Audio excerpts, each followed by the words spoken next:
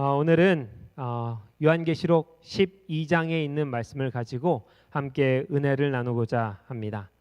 오늘 말씀의 제목은 왜? 라는 질문에 대쟁투라고 답하다 라는 제목으로 함께 은혜를 나누도록 하겠습니다.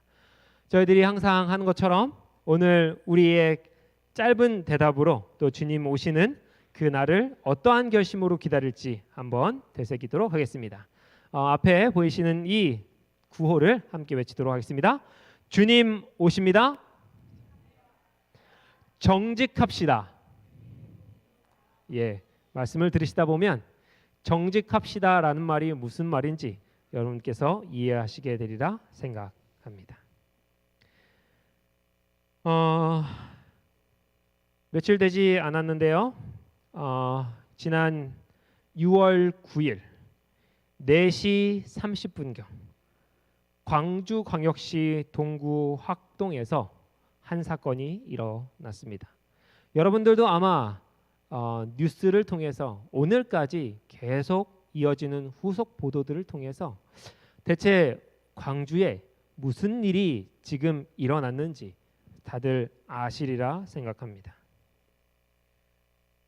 학동 4구역 재개발을 위해 철거하던 학산 빌딩이라는 것이 있었는데 그 앞에 버스 정류장과 그리고 마침 손님을 가득 태우고 떠나려고 하는 버스가 있었습니다. 그런데 이 건물이 붕괴되면서 시내버스를 덮쳤고요. 또 사상자가 생기게 된 참으로 안타까운 그러한 사고가 있었습니다. 여러분께서 이 뉴스를 아마도 여러 군데에서 이 사고 장면들을 여러 번 보실 기회가 있으셨으리라 생각합니다. 굳이 보여드리지는 않겠습니다. 근데 제가 화면을 보니까 정말 누구도 예상하지 못했겠다 하는 생각을 좀 했습니다. 그런데 이 사고를 보면서 제 마음이 참 안타까웠는데 왜냐하면 그 안에 희생된 사람들의 사연들을 뉴스에서 들었기 때문입니다. 버스 앞 뒷자리에 나누어 타고 가다가 생사가 갈려버린 아버지와 딸의 사연도 있었고, 성실하고 착한 성품을 가진 17살 고등학교 2학년 외동 아들이 사망한 사연도 거기에 있었고, 딸만 내신 집에 늦둥이인 막내 아들로 태어나서 참으로 귀여움받던 아들이 거기서 사고를 당했고, 아들 생일상 차려주고 그리고 이제 막 집으로 돌아가려던 60대 노모가 또 이 참변을 당했고, 70세의 나이에도 불구하고 봉사활동을 다녀오던 참 마음씨 좋은 할머니가 또 이곳에서 사고를 당하게 되었습니다. 제가 참 듣다가 눈을 감은 부분이 있었는데, 이 중에 많은 사람들이 두정거장만 더 가면 내릴 사람들이었어요. 그런데 그 두정거장을 채 못 가고 사고를 당하고 만 것입니다. 정말 가슴이 아프고 안타까운 일이 아닐 수 없습니다. 이 사건을 전해 듣는 사람 누구 그럴 것입니다. 아마도 이 자리에 있는 저와 여러분도 이 뉴스를 듣고 저와 같은 마음이셨으리라 생각합니다. 이 뉴스를 아침에 일어나서 보고 어제 아침에 학교를 지호가 막 가려고 하는데 마음에 덜컥 겁이 났어요. 원래는 아이가 이제 엘리베이터를 타고 쭉 내려가서 저 학교로 이제 친구들이랑 같이 가는 거를 이제 창밖으로 보면서 잘 가라고 하는데, 이날은 웬일인지 그렇게 하고 싶지가 않았어요. 그래서 급하게 같이 제 짐을 챙겨서 같이 나가야겠다 생각을 하고 두 손을 꼭 잡고 문을 지나서 엘리베이터를 타고 1층까지 내려가서 또 지호가 이제 학교로 가는 차를, 친구 차를 같이 타고 가는데요. 그곳까지 손을 꼭 잡고 걸어가야만 했습니다. 여러분도 혹시 그런 마음이 아니셨을까 합니다. 괜히 이 뉴스를 보고 저렇게 삽시간에 덮쳐오는 저 사건을 보고 마음속에 혹시 오늘 내게도 이런 일이 생기지 않을까? 혹시 내가 아내에게 오늘 못난 말 한 것이 마지막 말이 되지 않을까? 아이들에게 지금 전화를 한번 다시 걸어봐야 되지 않을까 하는 마음에 두려움이 드시지 않으셨습니까? 여러분, 우리는 이런 사건을 맞닥뜨리게 되면 왜?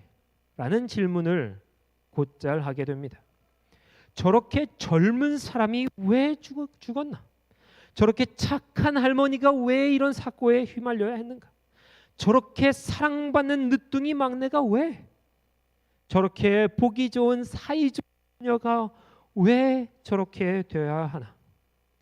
아마도 이 질문은 당사자들에게 끊임없이 일어나는 질문일 것입니다. 왜 내게 이런 일이? 그리고 그뿐 아니라 이런 뉴스를 접하는 우리 모두와 아마도 우리 모든 국민들이 다 그런 마음을 가지게 될 것입니다. 그런데 오늘 성경은 많은 사람들이 이 질문에 대해 잘못된 대답을 가지고 있다고 말하고 있습니다. 여기 누가복음 13장 4절에 나오는 말씀입니다. 또 실로암에서 망대가 무너져 치어 죽은 18사람이 망대가 무너졌어요. 18사람이 그곳에서 올라가 있다가 삽시간에 무너져 내리면서 다 죽게 되었습니다. 그러자 사람들이 무슨 생각을 했는가? 왜 이 사람들이 죽었는가? 하는 그 질문에 그들의 마음에 나는 생각은 다른 모든 사람보다 죄가 있어서 그랬나 보다 하고 말았다는 것입니다. 그러나 여러분, 이 결론은 참으로 잘못된 결론이라고 할 수 있습니다. 욥기를 잠깐 살펴보도록 하겠습니다. 오늘 욥기에도 비슷한 이야기가 나옵니다. 욥기 1장입니다. 마다들의 집에서 음식을 먹으며 포도주를 마실 때에 마다들의 집에 욥의 자녀 7 아들과 3 딸이 모여서 이제 음식을 먹고 있었어요.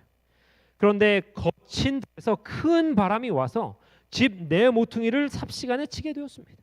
그러자 그 지붕이 그 청년들 위에 무너짐으로 그들이 죽고 말았다고 말합니다. 삽시간에 일어난 일이었습니다. 마른 하늘의 날벼락도 이런 날벼락이 없겠죠. 만약 이 사건만 딱 듣는다면 우리는 또 다시 대본의 마음에 이런 생각이 들 것입니다. 왜? 그런데 오늘 욥기서는 우리들에게 그런 질문을 만들어낼 여지조차 주지 않습니다. 욥기서는 처음 시작할 때부터 이 모든 일에 있어서 왜? 라는 질문에 대답하면서 시작하기 때문입니다. 이 질문에 무엇이라 욥기서는 대답하고 있는가? 바로 한 존재에게 초점을 맞추고 있습니다. 여러분, 욥기서는 누구에게 초점을 맞추고 있습니까? 바로 사단입니다. 이렇게 말합니다. 사탄이 여호와께 대답하여 욥이 어찌 까닭 없이 하나님을 경외하리이까? 이제 주의 손을 펴서 그의 모든 소유물을 치소서. 틀림없이 주를 향하여 욕하지 않겠나이까? 사단이 바로 하나님의 정부를 대항하여 일으킨 대쟁투, 그 대쟁투에 사단이 사람들을 희생양으로 삼고 있다고 오늘 욥기서는 고발하고 있습니다. 오늘 말씀의 제목, 왜라는 질문에 무엇이라 대답해야 되는가? 대쟁투라 대답해야 되는 이유가 바로 오늘 여기 있습니다. 교육 154페이지입니다. 대쟁투가 시작된 이래 사단은 하나님의 행위의 원칙들이 이기적이라는 것을 증명하려고 노력해왔을 뿐 아니라 그분을 섬기는 모든 사람들에게도 그와 동일한 태도로 대하고 있다. 세상 역사의 아주 초기에 사단의 이 같은 논쟁이 되었던 사람의 일생을 적어놓은 기록이 있다. 여기에 말하는 그 사단의 이 같은 논쟁의 대상이 되었던 사람의 일생이 바로 욥의 일생이죠. 사단은 선악의 대장투를 일으킨 장본인이었습니다. 그리고 그는 사람들의 희생을 통하여 사람들의 마음에 하나님의 품성에 대한 의문을 불러일으키려고 한다고 말하고 있어요. 그들이 희생될 때에 사람들의 마음에 왜라는 의문을 불러일으켜서 하나님의 품성에 선하신가, 그분의 판단이 공의로우신가 하는 의심을 불러 일으킨다는 것입니다. 사람들의 마음이 왜? 라고 할 때에 그 비난의 화살을 하나님께로 돌리게 하려는 것이 그의 전략이라 말하고 있습니다. 오늘 우리가 살펴볼 요한계시록 12장은 특별히 이 부분에서 큰 역할, 더욱 확실한 그림을 보여주고 있습니다. 먼저 요한계시록 1장 11절 전반부를 좀 설명드리겠습니다. 요한계시록 1장에서 11장까지 우리가 지금까지 살펴보았습니다. 이를 요한계시록 두 부분으로 나누면 전반부라 할 수 있습니다. 이 부분에는 7교회, 7인, 7나파를 통해 전 교회와 역사 속에 나타났던 대쟁투의 역사를 서술하고 있습니다. 이 전반부는 특별히 무슨 일이 일어나려고 하는지에 대해서 초점이 있습니다. 이스라엘과 예루살렘은 이제 선택받은 백성으로부터 지위를 잃게 될 것이다. 주님은 교회를 영적 아브라함의 자손으로 세우실 것이다. 로마 제국은 멸망할 것이다. 그 뒤를 따라 교황권이 일어나 참교회를 핍박할 것이다. 그 뒤를 이슬람, 무신론의 세력이 이어나가게 될 것이다. 라고 하는 것이 요한계시록 전반부 1장부터 11장의 내용이에요. 무슨 초점이 맞춰져 있습니다. 그런데 이제 요한계시록 12장부터 22장, 즉 요한계시록 후반부는 마지막 때와 그리스도의 재림으로 이루어지는 최후의 사건들을 설명하면서 무슨 일이 일어날지에 초점이 맞춰져 있지 않고 어떤 존재가 있을 것인지에 대해 초점을 맞추고 있습니다. 그러니까 이 요한계시록 후반부는 what이 아니라 who, 누구냐라는 것에 더욱 중점적인 관심을 두고 있다는 것입니다. 여러분 생각해 보십시오. 요한계시록 1장부터 11장까지의 내용은 지금 21세기 2021년을 살고 있는 저와 여러분에게 정말로 대단히 중요한 우리의 앞에 일어날 미래를 서술하는 일이 아닙니다. 6장에는 6째 이내 큰 지진, 암흑일, 핏빛달, 유성우까지 나왔지만 이미 다 이루어진 일이에요. 8장에는 성소 장면으로 하늘 성소 교리가 이미 우리에게 있습니다. 또 10장에는 작은 책으로 시작되는 대실망을 이야기하고 있지만 그것은 이미 우리 과거에 있었고 그 일을 통해서 이미 제치를 하실 예수님교회가 세워졌습니다.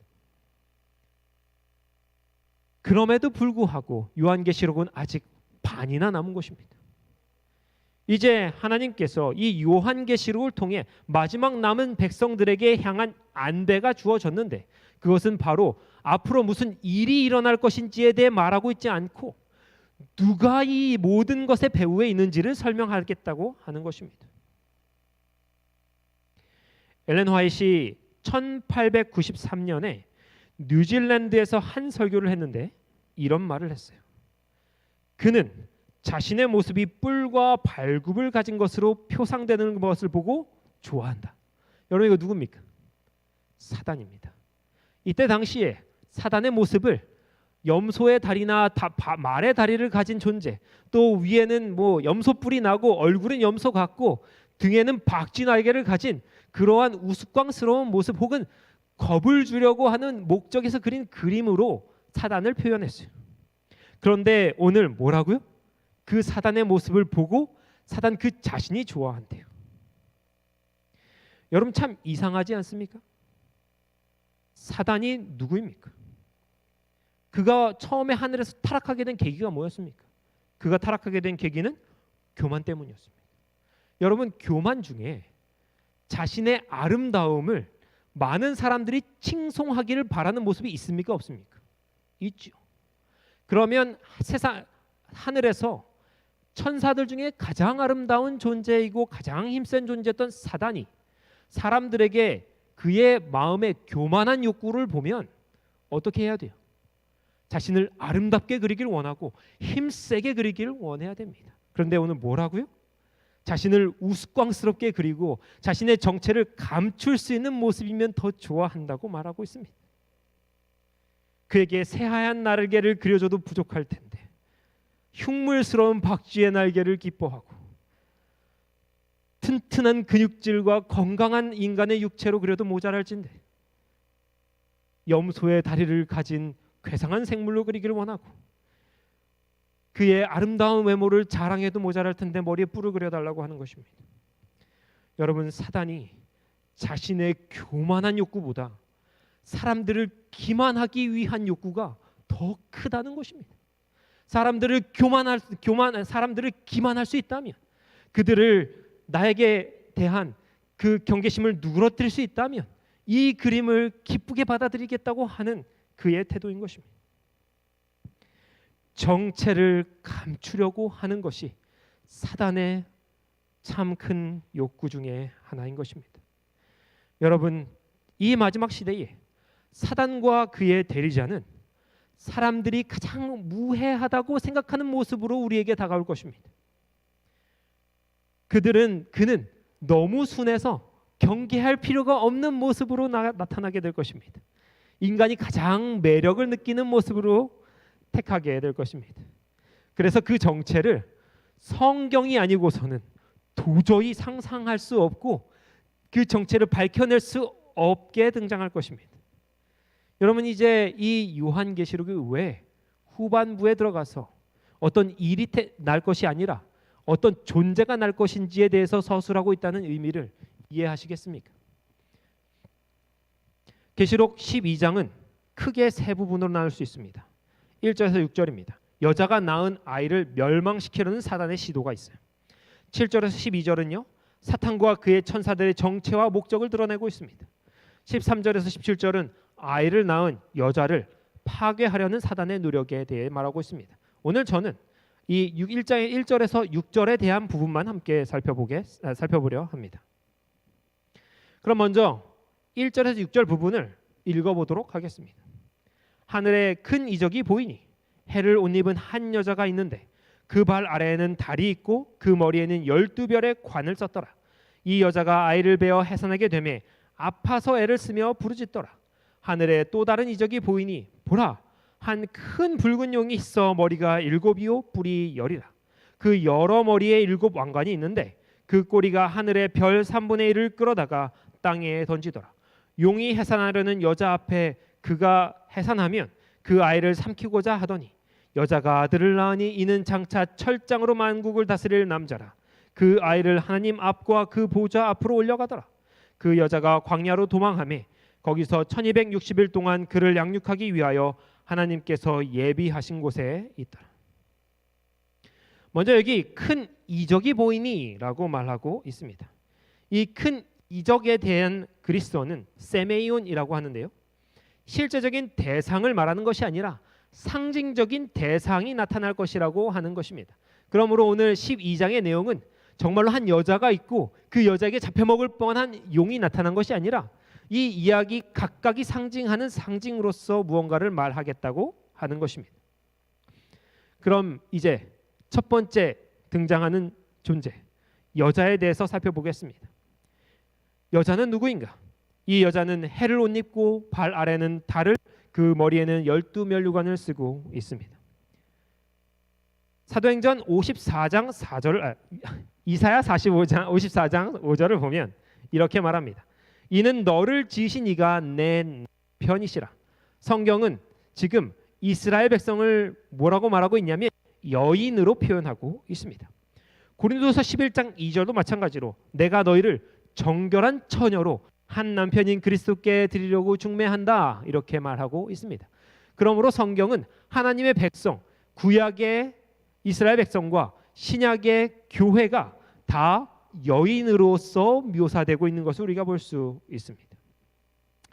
더 나아가서 하나님께 충실할 때는 처녀와 신부로 나타내고 타락했을 때는 음녀로 표현하는 것이 이 여인의 모습입니다.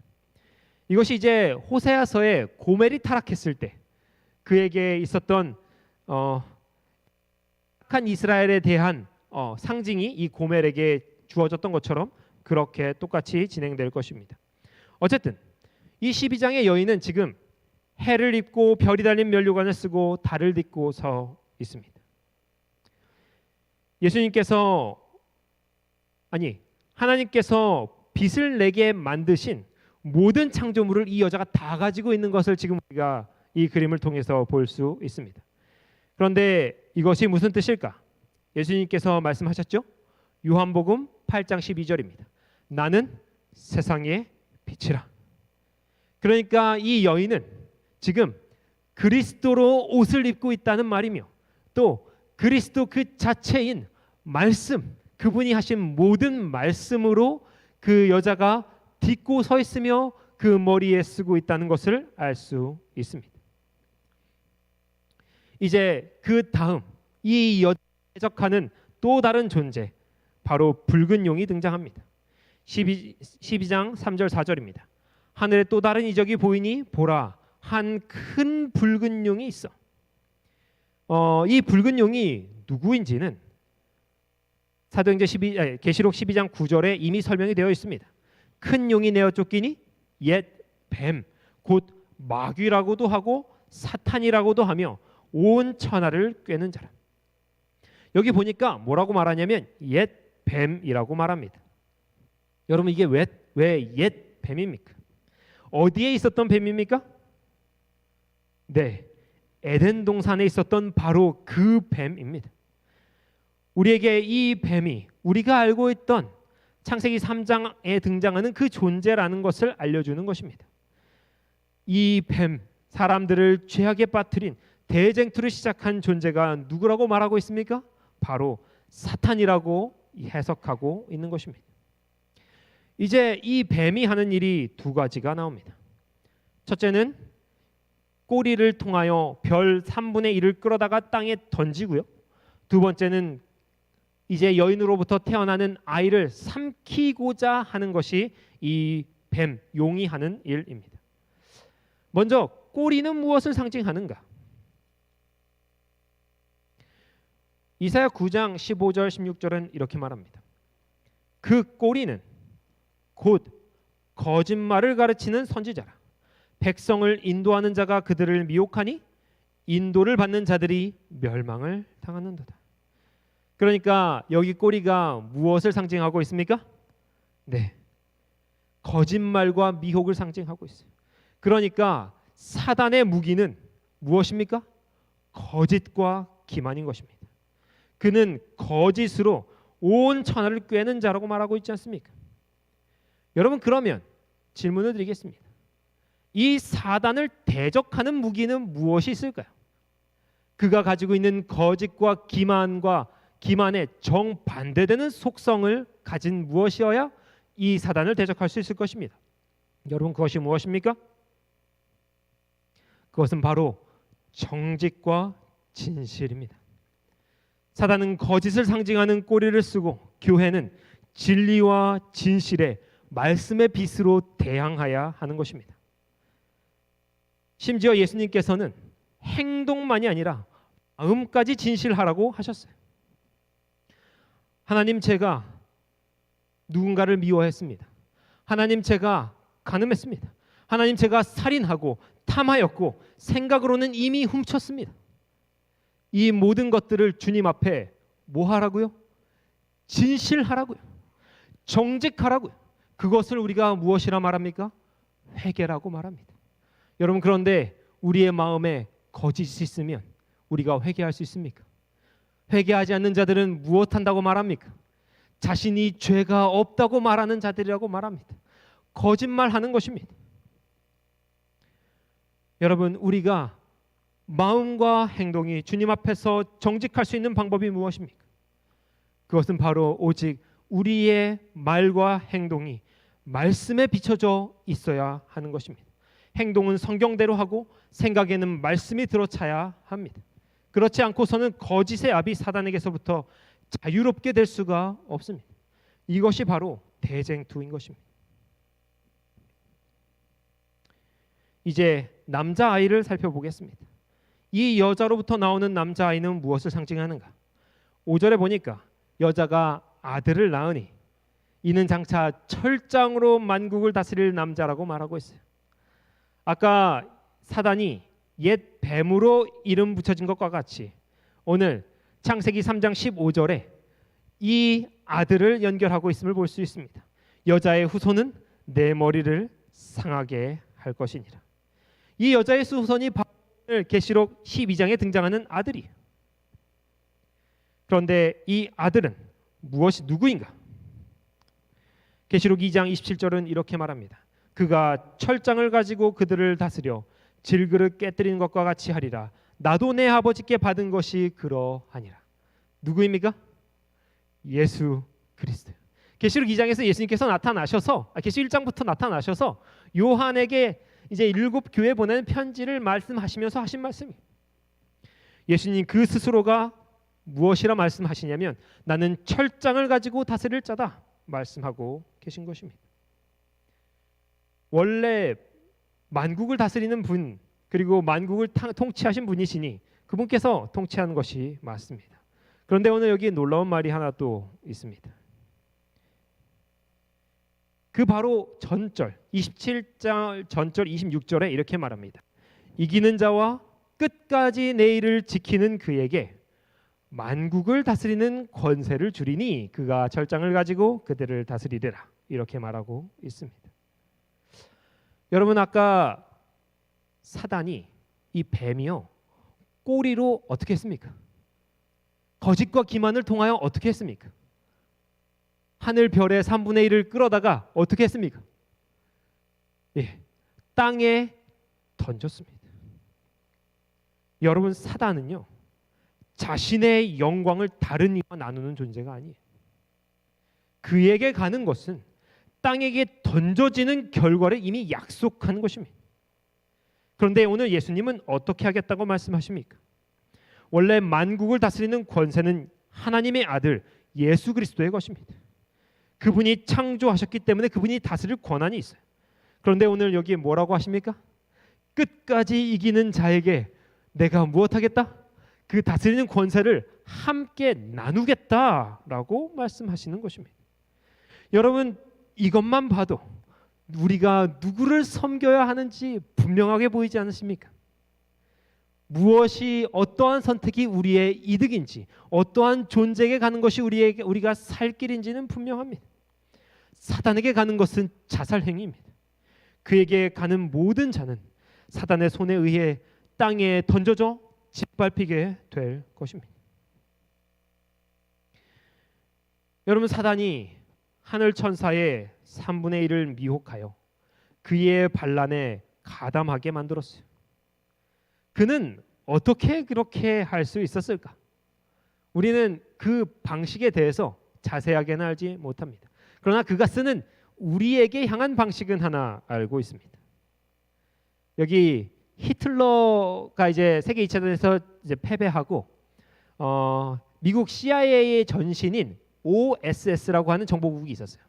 그 정보국이 이 히틀러에 대한 모든 조사를 한 뒤에 그가 어떻게 독일을 그리고 온 유럽을 정말 광기에 사로잡힌 전쟁으로 몰고 갈 수 있었는지에 대해서 이렇게 말합니다. 사람들은 큰 거짓말을 작은 거짓말보다 더 쉽게 믿는다. 그리고 만약 한 거짓말을 여러 번 반복하면 결국 뭐 하게 된다? 믿게 된다. 여러분, 만약 한 거짓말을 여러 번 반복하면 결국 믿게 된다. 무슨 말입니까? 진실이 아니어도 여러 번 반복해서 들은 말이 진실로 사람들의 마음에 믿어진다는 것입니다. 그럼 이 거짓을 대항하는 방법이 무엇일까요? 아까 거짓을 대항하는 방법이 무엇이었습니까? 진리, 정직이었죠.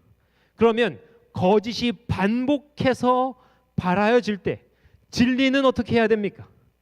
진리도 동일하게 여러 번 발하여져서 사람들의 마음에 믿어질 때까지 전달돼야 하는 것입니다. 오늘 누가복음 24장에 보면 부활하신 예수님께서 다락방에 숨어있는 제자들에게 나타나셨어요. 이렇게 말씀하십니다. 또 이르시되 내가 너희와 함께 있을 때에 너희에게 말한 바 곧 모세의 율법과 선지자의 글과 시편에 나를 가르쳐 기록된 모든 것이 이루어져야 하리라 한 말이 이것이라 하시고 이에 그들의 마음을 열어 성경을 깨닫게 하시고. 그런데 여기에 대해서 엘렌 화이트가 이렇게 말했어요. 그분께서는 왜 그들의 마음에 성경을 펼치는 대신에 이적을 그들 앞에 행하지 않으셨을까? 예수님께서 부활하셨습니다. 그분의 손에는 못자국이 있어요. 죽었다가 살아난 증거가 눈앞에 있습니다. 예수님께서 성경을 펼치실 필요조차 없습니다. 사람들에게 손바닥만 보여주면 다 믿어요. 그러면 그분께서 제자들의 믿음을 굳게 하려면 자신의 손바닥을 더 자주 보여주시고 발바닥을 더 자주 보여주시며 자신의 옆구리에 난 상처를 더 자주 보여주셔야 하는 것 아닙니까? 그런데 예수님께서 그러한 이적을 행하지 않으시고 어떻게 하셨다고요? 성경을 한 번 더 펼쳐서 3년 반 동안 지겹게 들어왔던 제자들에게 다시 한번 그 예언과 모든 내용을 복습시켜 주셨다는 것입니다.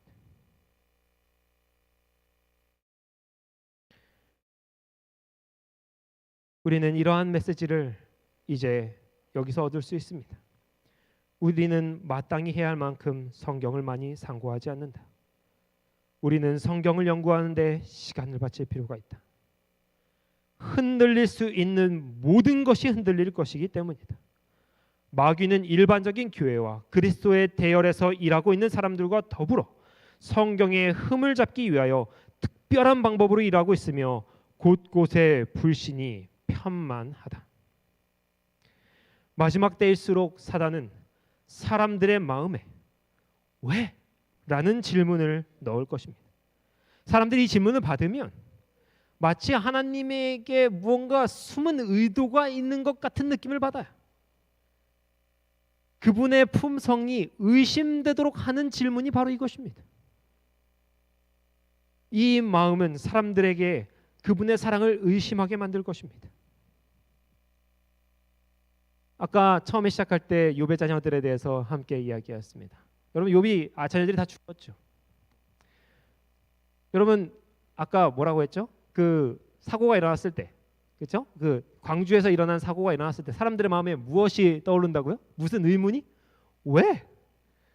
그럼 욥이 자신의 자녀 10명이 한 번에 다 죽었는데 그의 마음에는 무슨 질문이 떠올랐을까요? 그는 왜라고 하지 않았어요. 주신 이도 여호와시오 거두신 이도 여호와시라. 여러분 그는 대답이 있었어요. 그의 마음에 왜? 그의 아내가 당신은 왜 하나님을 믿느냐? 이러한 상황에서도 하나님을 의심할 여지가 없느냐? 라고 물을 때에 욥은 이렇게 대답했어요. 그는 사람들이 왜라고 물을 때에 이렇게 대답할 수 있는 사람이었습니다. 그렇다면 오늘 우리는 무엇이라 대답해야 할까요? 왜 사람들이 죽었나요? 왜 우리의 삶에 이런 고통이 있나요? 왜 하나님은 침묵하시나요? 이 질문에 여러분은 무엇이라 대답하시겠습니까? 저는 여러분께서 이 모든 질문에 대쟁투라는 대답으로 하시길 간절히 바랍니다. 왜 사람들이 죽었나요? 사단이 초래하였기 때문입니다. 왜 우리의 삶에 이런 고통이 있나요? 그가 반역하였기 때문입니다. 왜 하나님은 침묵하십니까? 그분이 이미 이기셨기 때문입니다. 오남교회 성도 여러분, 우리의 앞에 이제 더욱 이런 상황이 생기게 될지 모르겠습니다. 그 뉴스는 멀리서 일어난 일이었어요. 그러나 이 마지막 때가 다가오면 다가올수록 베일에 감추어진 이 사단은 그의 때를 통하여 저와 여러분의 삶에 그러한 일들이 일어나도록 만들 것입니다. 비단 사람이 죽고 사는 문제가 아니라 우리의 삶에 크고 작은 여러 가지 문제들을 통하여 우리의 마음속에 질문을 일으킬 것입니다. 왜 나는 교회에서 이렇게 어려움과 믿음의 침몰을 당하는가? 왜 하나님의 축복은 내게 희미하게 보이는가? 왜 내게 예수 그리스도의 재림이 정말로 간절하게 믿어지지 않는가? 왜 하나님의 명령을 따르는데 여전히 삶의 무게는 무거운가? 여러분 사단이 우리의 마음속에 이러한 질문들을 넣어줄 때에 여러분 부디 슬픔에 찬 나도 몰라요 라는 대답이 아니라 확신에 찬 목소리로 이 모든 것은 지금 주께서 우리를 구원하시기 위하여 대쟁투를 벌이시고 계시고 그 전쟁의 한가운데서 우리가 옳은 길에 서 있기 때문에, 좁은 길에 서 있기 때문에, 사단의 원수가 되는 편에 서 있기 때문에 이렇게 되었다라고 대답할 수 있는 저와 여러분이 되시기를 간절히 바라면서 말씀 마치도록 하겠습니다. 이 시간 함께